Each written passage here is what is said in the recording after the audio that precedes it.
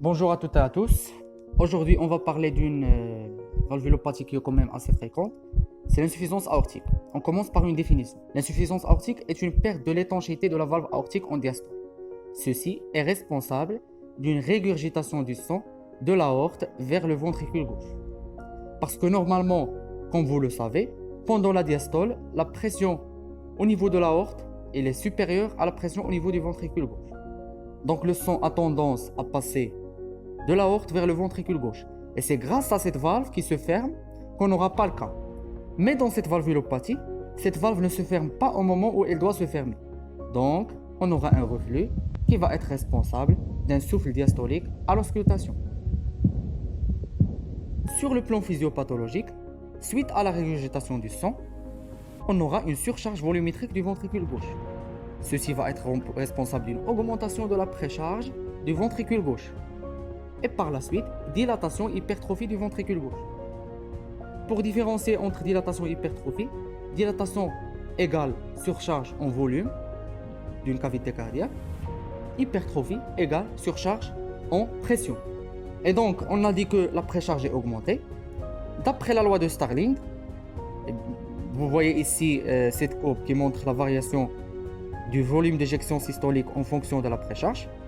Eh bien, plus la précharge augmente, plus le volume d'éjection systolique augmente. Mais à un certain moment, le volume d'éjection systolique reste constant, voire il a tendance même à diminuer, même si la précharge continue à augmenter. Vous pouvez l'assimiler à une bouteille d'eau. Plus on remplit la bouteille, plus on peut fournir une grande quantité d'eau. Mais à un certain moment, même si on continue à remplir la bouteille, la quantité d'eau fournie ne va pas changer, voire elle va quand même diminuer. Et donc, d'après cette loi, on aura une augmentation de la pression d'éjection systolique.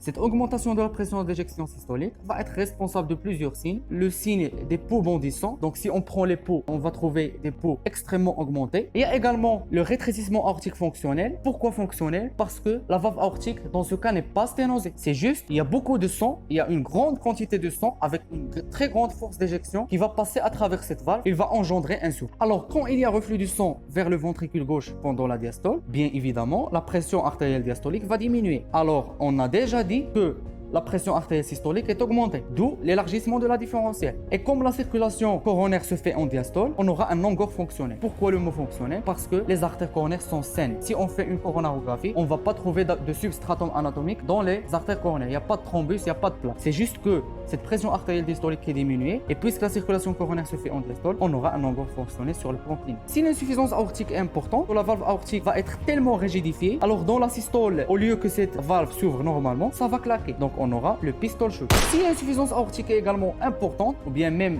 modérément importante, la pression télédiastolique du ventricule gauche est augmentée. Ceci va donner le bruit de galop B3. Et à un stade beaucoup plus avancé, cette pression télédiastolique qui augmente dans le ventricule gauche, ça va se répercuter sur l'oreillette gauche également, qui va s'hypertrophier. Et puisqu'il va s'hypertrophier, elle est plus musclée. Et si elle est plus musclée, elle va se contracter plus fort. Et si elle se contracte plus fort, on aura le bruit de galop B4. Donc à un stade modérément avancé, on aura B3. Et à un stade extrêmement avancé, on aura B4. Et merci pour votre attention.